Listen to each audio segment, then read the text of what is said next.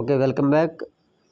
Mental ఎబిలిటీలో భాగమైనటువంటి analogy of figures ఈరోజు మనం కొన్ని ప్రాబ్లమ్స్ డిస్కస్ చేయబోతున్నాం. మరి ఏంటి అనాలజీ అంటే చూడండి, ఇక్కడ ఒక 2 డయాగ్రామ్స్ ఇచ్చి ఆ 2 డయాగ్రామ్స్ మధ్య ఒక రిలేషన్ పెడతాడనమాట. ఆ రిలేషన్‌ని మనం థర్డ్ వన్‌కి, ఫోర్త్ వన్‌కి అప్లై చేయాలి. ఇక్కడ ఫోర్త్ ప్లేస్‌లో మనకేమొచ్చింది, అక్కడ క్వెషన్ మార్క్. అంటే ఆ ఫోర్త్ డయాగ్రామ్ అనేది ఏ విధంగా చేంజ్ అవుతుందో ఈ 4 ఆప్షన్స్‌లో ఒకదాన్ని మనం చూజ్ చేసుకోవాలి. అలా చూజ్ చేసుకోవాలంటే ఫస్ట్ డయాగ్రామ్ నుంచి సెకండ్ డయాగ్రామ్ అనేది ఏ విధంగా చేంజ్ అయ్యిందో ఆ రూల్‌ని మనం గెస్ చేయగలగాలనమాట. ఒకసారి మనం గెస్ చేద్దామా? ఫస్ట్ డయాగ్రామ్‌లో ఉన్నటువంటి ఆ డయాగ్రామ్స్ ఏంటో ఒకసారి అబ్జర్వ్ చేయండి. మనకి లోపల ఒక ట్రెపీజియం కనిపిస్తుంది. ట్రెపీజియం లోపలేమో ఒక ట్రయాంగిల్ ఉంది. ఓకేనా? ట్రెపీజియం లోపల ఒక ట్రయాంగిల్. మరి సెకండ్ డయాగ్రామ్‌కి వచ్చేసరికి ఏమైందది? ఈ ట్రెపీజియం కాస్త తలకిందులైంది చూసారా? లోపల ఉన్న ట్రెపీజియం అనేది తలకిందులైంది 180 డిగ్రీస్‌తో. అలాగే దాని లోపల ఉన్నటువంటి ట్రయాంగిల్ 3 సైడ్స్ ఉన్నటువంటి ట్రయాంగిల్ ఏమో 4 సైడ్స్‌గా ఉన్నటువంటి ఒక రెక్టాంగిల్ అయింది. లోపల ఉన్న ట్రయాంగిల్ 4 సైడ్స్‌గా ఉన్నటువంటి ఒక రెక్టాంగిల్ అయింది. అంటే లోపల ఉండేదానికి ఒక సైడ్ పెరుగుతుందని అబ్జర్వేషన్ మనకు తెలుస్తుంది. మరి ఇప్పుడు థర్డ్ ఫిగర్‌లో మనకి ఒక ట్రయాంగిల్ ఉంది కదా! ఈ ట్రయాంగిల్ కాస్త ఇప్పుడు ఏమవ్వాలి? తలకిందులు అవ్వాలి. అంటే తలకిందులు అవ్వాలంటే సి, డి ఆప్షన్ మాదిరిగా అవ్వాలి. లోపల మనకేముంది, ఇక్కడ 4 సైడ్స్ ఉండే ఒక రెక్టాంగిల్ ఉంది. ఒక సైడ్ పెరగాలి కదా మరి. ఒక సైడ్ పెరగాలంటే 5 సైడ్స్ అవ్వాలి. మరి 5 సైడ్స్ అయ్యే ఫిగర్ ఏముంది ఇక్కడ మనకి సిడీల్లో ఒక డి ఆప్షన్. లోపల ఉండేది 5 సైడ్స్ ఉన్నటువంటి పెంటాగన్. కాబట్టి option D is the correct answer. అలాగే సెకండ్ ప్రాబ్లమ్ ఒకసారి చూడండి. సెకండ్ ప్రాబ్లంలో మనకి ఫస్ట్ డయాగ్రామ్ నుంచి సెకండ్ డయాగ్రామ్ ఎలా మారిందో ఒకసారి అబ్జర్వ్ చేద్దాం. మనకి ఫస్ట్ డయాగ్రామ్‌లో ఒక సర్కిల్ లోపల ఒక ఇంటూ సింబల్ ఉంది. జాగ్రత్తగా అబ్జర్వ్ చేయండి. సర్కిల్ లోపల ఒక ఇంటూ సింబల్. అది సెకండ్ డయాగ్రామ్‌కి వచ్చేసరికి ఆ సర్కిల్ కాస్త డిసపియర్ అయిపోయింది. ఆ ఇంటూకి చూడండి, ఇక్కడ ఆ 4 సైడ్స్ కూడా 4 వైపులో కూడా ఒక డాటెడ్ సర్కిల్స్ వచ్చి చేరాయి. ఇంటూకి 4 వైపులో కూడా 4 డాటెడ్ సర్కిల్స్ చేరాయి. సేమ్ మనం థర్డ్ ప్రాబ్లం నుంచి ఫోర్త్ ప్రాబ్లంకి అదే రూల్ అప్లై చేయాలి. సో లోపల ఉన్నటువంటి మనకి డైమండ్ షేప్ కాస్త డిసపియర్ అయిపోయి లోపల ఉన్నటువంటి ప్లస్ సింబల్, అది naught into symbol, plus symbol చుట్టూ 4 డాటెడ్ సర్కిల్స్ చేరాలి. మరి వీటిలో ప్లస్ సింబల్ ఎక్కడెక్కడ ఉంది చూడండి. ప్లస్ సింబల్ ఉండాలి, చుట్టూ 4 డాటెడ్ సర్కిల్స్. సో మనకి ఎలా కనిపిస్తున్నది ఇక్కడ? ఆప్షన్ బి మాత్రమే. చూడండి ఎందుకు? ఇక్కడ ఫోర్త్ ఆప్షన్లో ప్లస్ ఉన్నా కూడా డాటెడ్ సర్కిల్స్ లేవు కాబట్టి. So option B is the correct answer. Third problem ఒకసారి చూద్దామా? థర్డ్ ప్రాబ్లంలో మనకి ఫస్ట్ డయాగ్రామ్ సెకండ్ డయాగ్రామ్కి ఎలా మారిందో ఒకసారి అబ్జర్వ్ చేద్దాం. ఫస్ట్ డయాగ్రామ్లో మనకి 2 యారోస్ ఉన్నాయి. ఈ 2 యారోస్ కూడా చూడండి సెకండ్ డయాగ్రామ్లోకి వెళ్ళేసరికి వాటి యొక్క డైరెక్షన్లు మార్చుకున్నాయి. చూడండి, లెఫ్ట్ నుంచి రైట్కి, రైట్ నుంచి ఒక యారో మార్క్స్ మారిపోయి చూసారా? ఇటు నుంచి ఈ బాణం అనేది కుడివైపు వెళ్తే అటు వచ్చేసరికి ఎడం వైపుగా డైరెక్షన్ మార్చుకుంది. అలాగే కింద బాణం కూడా. ఓకేనా?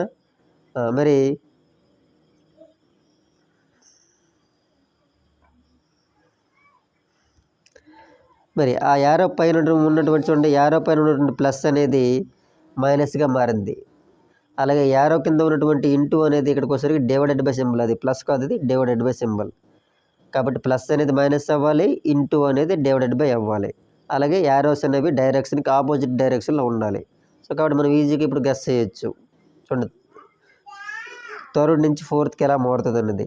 ఇక్కడ మనకి ఈ డయాగ్రామ్లో 2 యారోస్ కూడా పైకి ఉన్నాయి కాబట్టి వాటికి ఆపోజిట్ డైరెక్షన్ అంటే కిందికి ఉండాలి. మీరు కిందికి ఉండేది ఒక సిలోని మాత్రమే కదా, డైరెక్ట్గా మా ఆన్సర్ చెప్తుంది అనమాట. వాటితో ఇంకా ఎడిషనల్గా మనం చెక్ చేయాలంటే ఇంటూ అనేది డివైడెడ్ బై అవ్వాలి, ప్లస్ అనేది మైనస్ అవ్వాలి. So option C is the correct answer. Next fourth problem ఒకసారి చూద్దాం. ఫస్ట్ ఫిగర్ నుంచి సెకండ్ ఫిగర్కి ఎలా మారిందో. ఫస్ట్ ఫిగర్లో మనకి ఒక సర్కిల్ ఉంది. ఈ సర్కిల్ ఏమో ఒక రెక్టాంగిల్గా మారింది. సర్కిల్ అనేది రెక్టాంగిల్గా మారాలి ఫస్ట్ అబ్జర్వేషన్. ఆ సర్కిల్లో అక్కడ 4 పార్ట్స్లో ఉన్నటువంటి చూడండి, లెఫ్ట్ సైడ్ ఉన్నటువంటి ఒక డాట్ 2 డాట్స్ అయ్యింది. అలాగే రైట్ సైడ్ ఉన్న 2 డాట్స్ కాస్త 3 డాట్స్, ఒక్కొక్క డాట్ పెరిగింది. Left side single dot 2 dots అవ్వాలి. అలాగే 2 డాట్స్ ఏమో 3 డాట్స్ అవ్వాలి.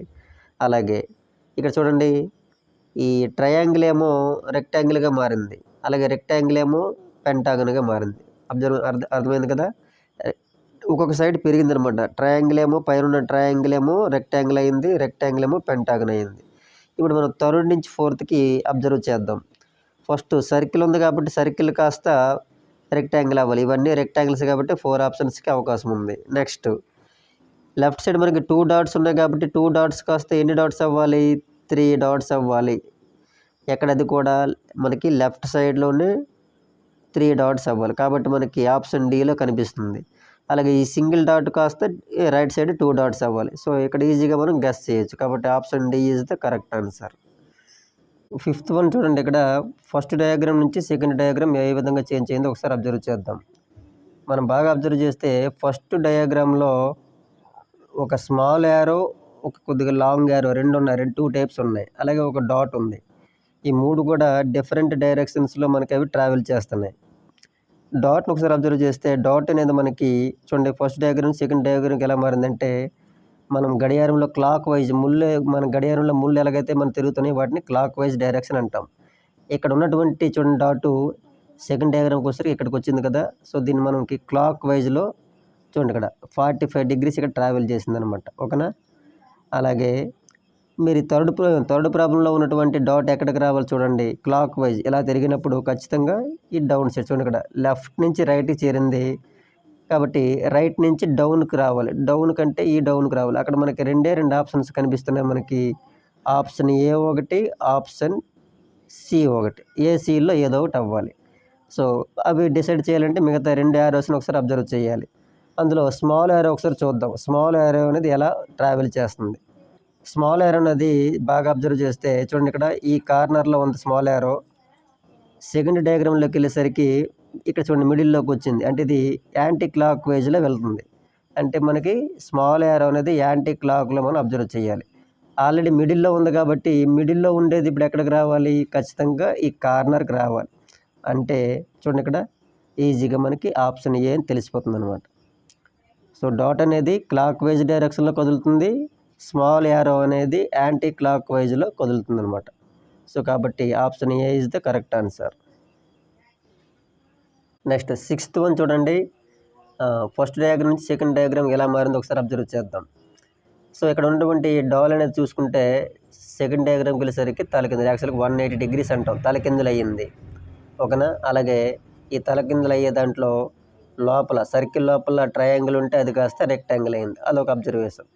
సో మనకి ఇప్పుడు థర్డ్ నుంచి ఫోర్త్ ఎలా మారుతుందో ఒకసారి అబ్జర్వ్ చేస్తే సో దీనికి క్వైట్గా తలకిందులు అంటే ఇక్కడ లెఫ్ట్ రైట్ అవ్వాలన్నమాట. లెఫ్ట్ రైట్ అయ్యే ఫిగర్స్ మనకి ఇక్కడ 2 ఉన్నాయి. కాబట్టి దీంట్లో మళ్ళీ ఏం చేయాలి మనం ఇప్పుడు 3 సైడ్స్ ఉండేది 4 సైడ్స్ అయింది కాబట్టి 4 సైడ్స్ ఉండేది ఇక్కడ 5 సైడ్స్ అవ్వాలి. అంటే పెంటాగన్ అవ్వాలి. కాబట్టి మనకి option B is the correct answer. Seventh problem ఒకసారి చూడండి. సో ఫస్ట్ డయాగ్రామ్ నుంచి సెకండ్ డయాగ్రామ్ ఎలా మారిందో ఒకసారి అబ్జర్వ్ చేద్దాం. మనకి ఫస్ట్ డయాగ్రామ్లో చూడండి ట్రయాంగిల్కి బాటమ్ ప్లేస్లో ఒక రెక్టాంగిల్ ఒక సర్కిల్ లాగా మనకు కనిపిస్తున్నాయి. అలాగే సెకండ్ ప్రాబ్లంలోకి వచ్చేసరికి ఆ ట్రయాంగిల్ చూడండి. ఆ ట్రయాంగిల్ని ఒకసారి మనం తలకిందులుగా చేసి దానిపైన మళ్ళీ ఒకసారి పేస్ట్ చేస్తే ఎలా ఉందో అలాగ ట్రయాంగిల్ పైన ట్రయాంగిల్ తలకిందులే ఉందన్నమాట. ఉంటూ జాగ్రత్తగా అబ్జర్వ్ చేయండి. ఇక్కడ ఈ పైన ఈ టాప్లో ఏ విధంగా అయితే డాటెడ్ చిన్న ట్రయాంగిల్ కనిపిస్తుందో కింద కూడా అదే విధంగా డాటెడ్ సర్కిల్ కనిపిస్తుంది, ట్రయాంగిల్ కనిపిస్తుంది. నెక్స్ట్ కింద ఉన్నటువంటి ఈ రెక్టాంగిల్ అలాగే ఈ సర్కిల్ అనేది పై వైపు అనమాట. పై ఎందుకంటే ఆల్రెడీ ఇది తలకిందులు అయింది కాబట్టి పై వైపు వెళ్ళాలి. ఓకేనా. మరి ఆ అబ్జర్వేషన్ ఒకసారి థర్డ్కి ఫోర్త్కి అప్లై చేద్దాం. థర్డ్ ఫిగర్ నుంచి ఫోర్త్కి ఎలా మారింది అనేది ఇక్కడ బాగా అబ్జర్వ్ చేస్తే ఇది ట్రయాంగిల్ కాదు, ఒక ఓపెన్ ట్రయాంగిల్. ఓపెన్ ట్రయాంగిల్ని మనం తలకిందులు చేసి దానిపైన మరొక ఓపెన్ ట్రయాంగిల్ మనం పేస్ట్ చేస్తే పైన ఇక్కడలాగే సేమ్ పైన కింద కూడా చూడండి. ఇక్కడ పైన కింద కూడా సేమ్ ఒకేలా కనిపించాలి. ఆ కింద ఉన్నటువంటి 2 కూడా పైకి వెళ్ళాలి. అలా అబ్జర్వ్ చేస్తే మనకి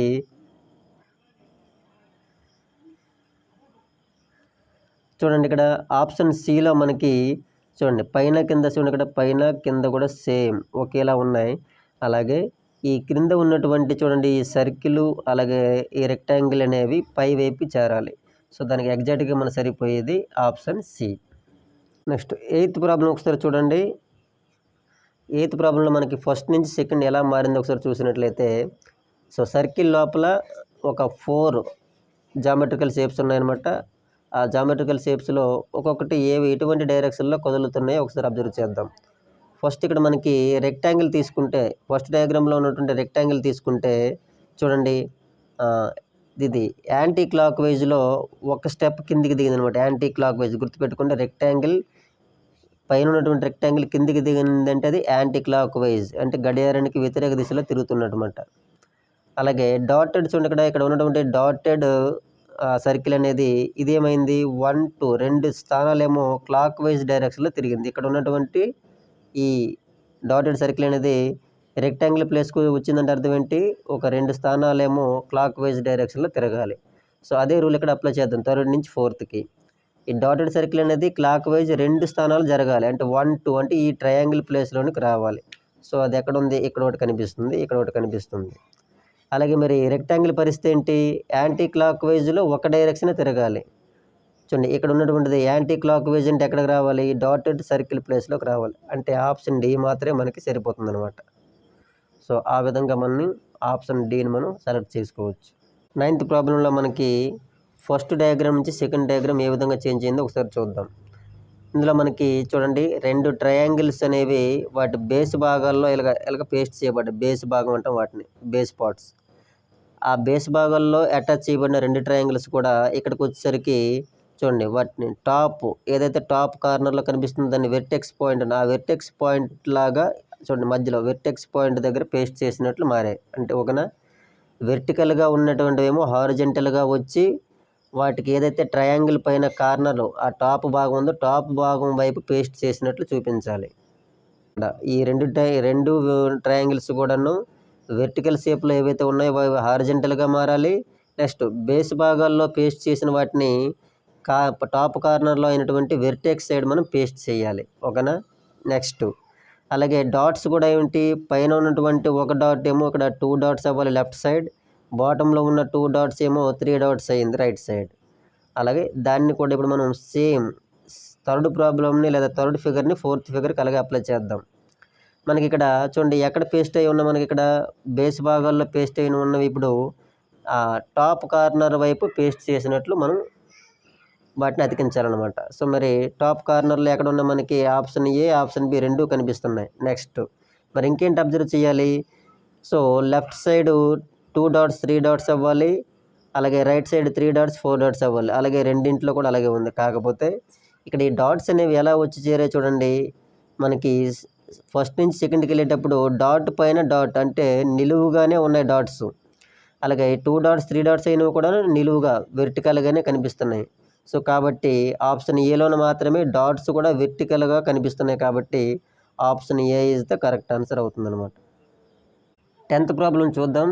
10th ప్రాబ్లంలో డయాగ్రామ్ 1 నుంచి డయాగ్రామ్ 2కి ఏ విధంగా చేంజ్ అయ్యింది మనం బాగా అబ్జర్వ్ చేస్తే, సర్కిల్ అనేది ఒక స్క్వేర్గా మారింది. సర్కిల్ స్క్వేర్గా మారి అందులో మరి లోపల మనకి ఒక 8 పార్ట్స్గా ఉన్నాయి. ఆ 8 పార్ట్స్లో కూడా ఒక ప్లస్, ఒక మైనస్, ఇంటూ ఒక డాటెడ్ సర్కిల్ ఉన్నాయి. సో మరి ఇవన్నీ కూడా ఏ విధంగా చేంజ్ అయ్యిందో ఒకసారి అబ్జర్వ్ చేద్దాం.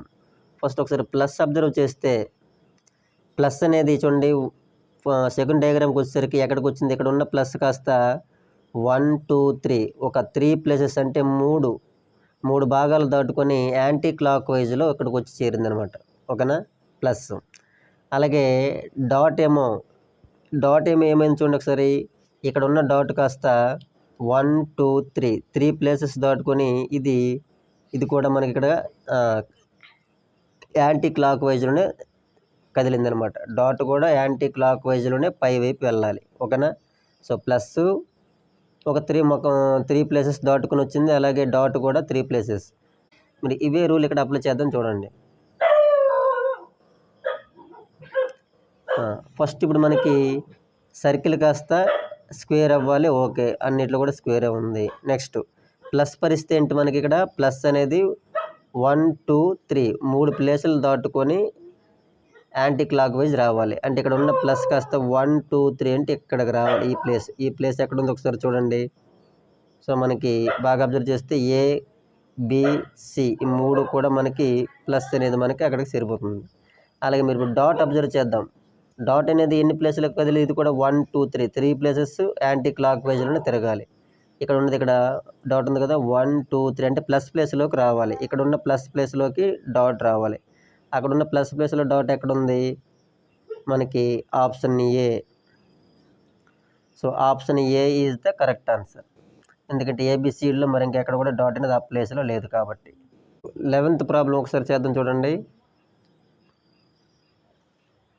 11th ప్రాబ్లంలో ఫస్ట్ నుంచి సెకండ్ డయాగ్రామ్ ఏ విధంగా చేంజ్ అయింది. సో రెండు కూడా స్క్వేర్లే.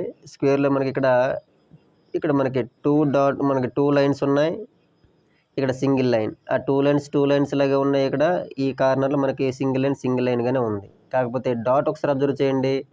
ఫస్ట్ డయాగ్రామ్లో ఈ 2 లైన్స్కి బయట ఉన్న డాట్ అనేది ఈ కార్నర్కి వచ్చి చేరింది. అలాగే కింద ఉన్న 2 డాట్స్ కాస్త ఆ లైన్కి అవతల వైపుకి వచ్చి చేరాయి. సో కాబట్టి డాట్స్ అనేవి బయట ఉంటే లోపలికి వెళ్ళాలి, లోపల ఉంటే బయటకు రావాలి. అలాగే థర్డ్ నుంచి ఫోర్త్కి మనం అప్లై చేసామనుకోండి. థర్డ్ నుంచి ఒకసారి ఫోర్త్కి అప్లై చేస్తే మనకి చూడండి, ఈ లోపల ఉన్నటువంటి డాట్ ఈ 3 గీతలకు దాటి లోపలికి రావాలి. సో మనకి B1 C1 ఆ విధంగా ఉన్నాయి. అలాగే ఈ బయట లోపల ఉన్నటువంటి 2 డాట్స్ కూడా ఈ కార్నర్ లోపలికి రావాలి. కార్నర్ లోపలికంటే మనకి బీసీలోనే ఉన్నాయి. అయితే ఇంకా బాగా అబ్జర్వ్ ఏం చేయాలి ఇక్కడ, మరి ఒకసారి మళ్ళీ ఫస్ట్ డయాగ్రామ్లోకి వద్దాం. క్లోజ్డ్గా ఉన్నటువంటి ఈ కర్వర్డ్ లైన్ అనేది కంప్లీట్గా సర్కిల్గా మారింది. ఇక్కడ కూడా 2 కంప్లీట్ సర్కిల్ అయ్యింది. అలాగే ఇక్కడ ఆల్రెడీ చూడండి, ఇక్కడ ఈ క్లోజ్డ్గా ఉన్నటువంటి ఈ రెక్టాంగిల్ కాస్త ఇప్పుడు బయట వైపు రెక్టాంగిల్గా, అంటే వాటికి టచ్ కాకుండా 2 రెక్టాంగిల్గా మారాలి. అలాగ ఉండేది మనకి ఇక్కడ ఓన్లీ బి మాత్రమే ఉందన్నమాట. కాబట్టి option B is the correct answer. ఇప్పుడు 12th ప్రాబ్లం చూడండి. మరి ఫస్ట్ డయాగ్రామ్ నుంచి సెకండ్ డయాగ్రామ్కి ఇది ఏ విధంగా చేంజ్ అయింది ఒకసారి చూద్దాం. ఇందులో మనకి చూడండి, రెక్టాంగిల్ నుంచి సర్కిల్ షేప్లో చేంజ్ అవ్వాలి. కాబట్టి ఇది కూడా రెక్టాంగిల్ నుంచి సర్కిల్ షేప్లోకి చేంజ్ అవ్వాలి. నెక్స్ట్ ఆ సర్కిల్ చూడండి, ఇక్కడ ఈ రెక్టాంగిల్ లోపల 4 పార్ట్స్ కనిపిస్తున్నాయి. ఆ 4 పార్ట్స్లో ఇలాగా చూడండి, లెఫ్ట్ రైట్ 2 యారో మార్క్స్ ఏమో ఆపోజిట్ డైరెక్షన్లో ఉన్నాయి కదా.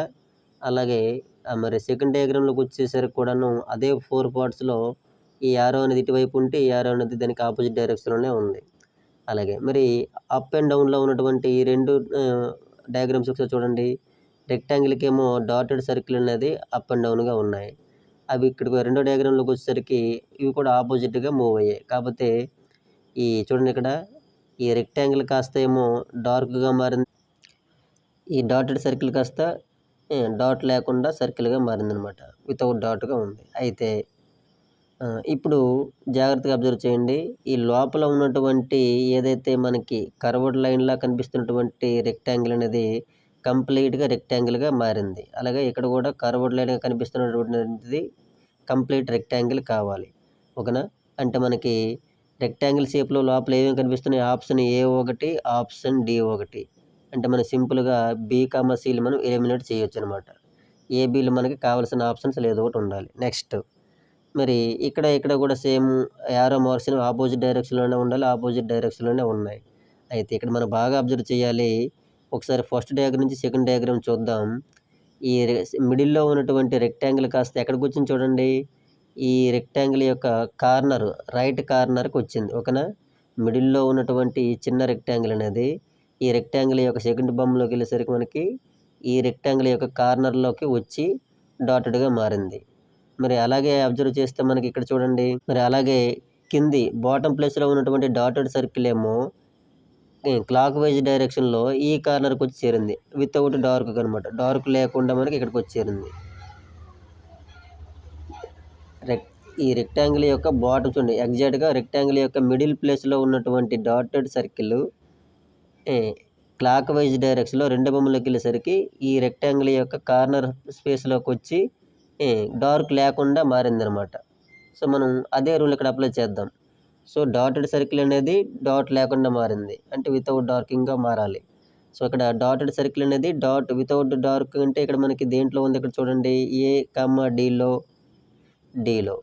సో కాబట్టి మనం ఈజీగా ఆన్సర్ గెస్ చేయొచ్చు. అయితే ఇక్కడ మనకి యాక్చువల్గా ఈ డాటెడ్ సర్కిల్లో కనిపిస్తుంది, ఇది డాటెడ్ సర్కిల్లో కాదు, అది ఇక్కడ కూడా ఖచ్చితంగా మనకి డాటెడ్ రెక్టాంగిల్ షేప్ ఉండాలి. అప్పుడు అది క్లారిటీగా, ఇది కొంచెం క్లారిటీ మిస్ అయింది. ఏదేమైనప్పటికీ option D is the correct answer. 13th ఒకసారి చూద్దాం చూడండి. మరి 13లో ఫిగర్ 1 నుంచి ఫిగర్ 2 ఏ విధంగా మారింది.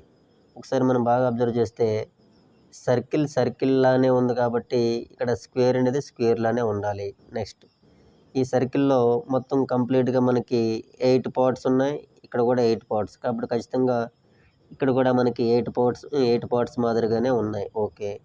అయితే ఇక్కడ ఈ డార్కెన్ ప్లేసెస్ అనేవి ఏ విధంగా చేంజ్ అయ్యాయి ఒకసారి చూద్దాం. ఇక్కడ చూడండి, ఫస్ట్ డార్కెన్ ప్లేస్ ఇక్కడ కనిపిస్తుంది కదా! ఈ డార్క్డ్ ప్లేస్ అనేది సెకండ్ డయాగ్రామ్‌లోకి వచ్చేసరికి ఏ ప్లేస్‌లోకి చేంజ్ అయింది? 1, 2 చూడండి, ఇక్కడ ఉన్నది సెకండ్ ప్లేస్‌లోకి వచ్చిందనమాట. ఈ డాటెడ్ పార్ట్ అనేది సెకండ్ డాటెడ్ పార్ట్‌లోకి చేంజ్ అయింది. అలాగే ఇక్కడ ఉన్నటువంటి దీనికి ఆపోజిట్‌గా ఉన్నటువంటి డాటెడ్ పార్ట్ ఎక్కడికి వచ్చింది? 1, 2 మరి ఇది ఒక 2 స్థానాలు అనమాట. చూడండి ఒకసారి. 2 స్థానాలుగా క్లాక్ వైజ్ డైరెక్షన్‌లోనే కిందకి వచ్చిందనమాట. అర్థమైందా? ఈ డార్క్డ్ ప్లేస్ అనేది క్లాక్ వైజ్ డైరెక్షన్‌లో 2 స్థానాలు ఇలా చేంజ్ అయింది. అలాగే ఈ డాటెడ్ కూడాను 2 స్థానాలు ఇటువైపు క్లాక్ వైజ్ డైరెక్షన్‌లోనే ఇక్కడ చేంజ్ అయింది. సో మనం ఇదే రూల్ ఇక్కడ అప్లై చేయాలి. సో మనం ఇప్పుడు ఏం చేయాలి? ఫస్ట్ క్లాక్ వైజ్ డైరెక్షన్‌లో 2 స్థానాలు. ఇక్కడ ఫర్ ఎగ్జాంపుల్ ఈ డాటెడ్ ప్లేస్ అనేది 1, 2 ఈ ప్లేస్‌లోకి రావాలి. చూడండి, ఈ ప్లేస్‌లో డార్క్డ్‌గా మారాలి. అంటే ఎక్కడ ఉంది మరి మనకి ఇక్కడ? సో చూడండి, ఇక్కడ C, Dలో అదొకటి కనిపిస్తుంది. నెక్స్ట్ మరి ఈ డాటెడ్ ఎక్కడికి ఏమవ్వాలి? 2 ప్లేసులు పైకి వెళ్ళాలి. 1, 2 ఈ ప్లేస్‌లోకి రావాలి. ఈ ప్లేస్ అంటే మనకి ఎక్కడ ఉంది మరి? సో ఆప్షన్ సి మాత్రమే క్లారిటీగా ఉందన్నమాట. ఓకేనా? అంటే ప్రతి డార్క్డ్ పార్ట్ అనేది 2 స్థానాలు చూడండి, చూడండి ఎడమ నుంచి కుడికి క్లాక్ వైజ్ డైరెక్షన్ అనమాట. ఎడమ నుంచి కుడికి 2 స్థానాలు ఇలాగ మారాలి. సో కాబట్టి ఆ విధంగా చూసుకుంటే మనకి ఆప్షన్ సి అనేది సరిపోతుందనమాట. తర్వాత 14th ఒకసారి చూడండి. 14థ్‌లో మనకి ఫిగర్ 1 నుంచి ఫిగర్ 2 అనేది ఏ విధంగా మారింది. ఇది చాలా ఇంపార్టెంట్. ఇక్కడ మనకి ఈ రెక్టాంగిల్ ఉంది కదా! ఫస్ట్ దాంట్లో రెక్టాంగిల్‌లో ఏం గీసాడు ఇక్కడ మరి? వాటి యొక్క డయాగోనల్స్ అంటారు. చూడండి, ఈ కార్నర్ నుంచి ఈ కార్నర్ వరకు వాటికి డయాగోనల్స్ గీసాడు కదా! సో ఫస్ట్ పార్ట్ నుంచి సెకండ్ పార్ట్‌కి వెళ్ళేటప్పుడు వాటికి డయాగోనల్స్ గీయాలి. ఓకే. ఇప్పుడు థర్డ్ నుంచి ఫోర్త్‌కి కూడా మనం డయాగోనల్సే గీయాలి. అయితే ఇక్కడ జాగ్రత్తగా వినండి. ఇక్కడ మనం తీసుకుంటున్నది ఏంటిది? ఇది ఒక హెక్సాగన్. ఓకేనా? ఇది ఒక హెక్సాగన్. ఈ హెక్సాగన్‌లో ప్రతి మూల నుంచి మనకి ఎన్ని డయాగోనల్స్ గీయగలమంటే చూడండి, ఇక్కడ ప్రతి మూల నుంచి మనకి 3 డయాగోనల్స్ గీయగలం. గుర్తుపెట్టుకోండి, ప్రతి కార్నర్ ఈ మూల నుంచి 3 డయాగోనల్స్ గీయగలం. అలాగే ఇక్కడి నుంచి స్టార్ట్ చేస్తే 1, అలాగే 2, అలాగే 3, అలాగే ఇక్కడి నుంచి స్టార్ట్ చేస్తే 1, 2, అలాగే 3 ఇలాగ. కాబట్టి ఇక్కడ ఏమవుతుంది మనకి? ఇలాగ ప్రతి 4 ఇక్కడ మనకి ఎన్నైతే మూలలు కనిపిస్తాయి ప్రతి మూల నుంచి ఇలా 3 గీసుకుంటూ పోతే మనకి ఏమొస్తుందంటే చూసారా, ఆప్షన్ బి అనేది సరిపోతుందన్నమాట. సో ఓకేనా? సో మనకిది ఆప్షన్ బి 14థ్‌కి కరెక్ట్ ఆన్సర్ అనమాట. 15th వన్ చూడండి. మరి ఫస్ట్ డయాగ్రామ్ నుంచి సెకండ్ డయాగ్రామ్‌కి ఏ విధంగా మారిందో ఒకసారి అబ్జర్వ్ చేస్తే ఇంటూ షేప్‌లో ఉన్నటువంటిదేమో ఒక 4 సైడ్స్‌గా ఉన్నటువంటి లోపల ఒక డైమండ్ షేప్‌గా మారింది. ఓకేనా? మారుతూ సెంటర్‌లో ఒక సెంటర్ పాయింట్ కూడా వచ్చిందనమాట. మనం దీన్ని ఇప్పుడు థర్డ్ నుంచి ఫోర్త్‌కి అప్లై చేస్తే సో అటు కొంత కర్వ్డ్ పార్ట్, ఇటు కొంత కర్వ్డ్ పార్ట్ కనిపిస్తుంది. ఇది కంప్లీట్‌గా ఒక సింగిల్ సర్కిల్ అవ్వాలి. నాట్ డబుల్ సర్కిల్, సింగిల్ సర్కిల్‌గా మారాలి. అంటే మనకి ఆప్షన్ సిడిలో కనిపిస్తుంది సింగిల్ సర్కిల్. అలాగే మధ్యలో సెంటర్ పాయింట్ కూడా ఉండాలి. ఇద్దరికి సెంటర్ పాయింట్ ఉంది. మరి సిడిలో మరి మనకు కావాల్సిన ఆప్షన్ డిసైడ్ కావాలంటే ఇక్కడ మనకి ఏం హెల్ప్ చేస్తుందంటే మనకి ఇక్కడ చూడండి, ఈ కార్నర్‌లో మనకి ఇక్కడ చూడండి ఒక లైన్ ఉంది. లైన్‌కి లెఫ్ట్ సైడ్ లైన్‌కి చూడండి, ఇక్కడ ఆ లైన్‌కి లెఫ్ట్ సైడ్ మనకి ఒక చిన్న సర్కిల్ ఉందన్నమాట. లైన్‌కి లెఫ్ట్ సైడ్ ఉండాలి. అది సెకండ్ బొమ్మలోకి వచ్చేసరికి చూడండి, ఈ కార్నర్ నుంచి ఈ కార్నర్‌కి వస్తూ ఆ లైన్‌కి లెఫ్ట్ సైడే ఉంటుంది. రైట్ సైడ్ కాదు. లైన్‌కి లెఫ్ట్ సైడే ఆ చిన్న బల్బులా కనిపిస్తుంది. మనం ఇప్పుడు థర్డ్ నుంచి ఫోర్త్‌కి అప్లై చేసిన సేమ్ రూల్ అప్లై అవుద్దనమాట. ఇక్కడ చూడండి, ఈ కార్నర్‌లో ఉన్నటువంటి ఆ లైన్ కాస్త ఈ కార్నర్‌కి రావాలి. రెండింట్లో అలాగే ఉంది. మరి ఆ బల్బు లాంటి చిన్న సర్కిల్ అనేది ఎలా ఉండాలి? ఆ లైన్‌కి లెఫ్ట్ సైడ్‌లోనే ఉండాలి. లైన్‌కి లెఫ్ట్ సైడ్ ఎక్కడుంది మరి? ఇక్కడ option D. So option D is the correct answer.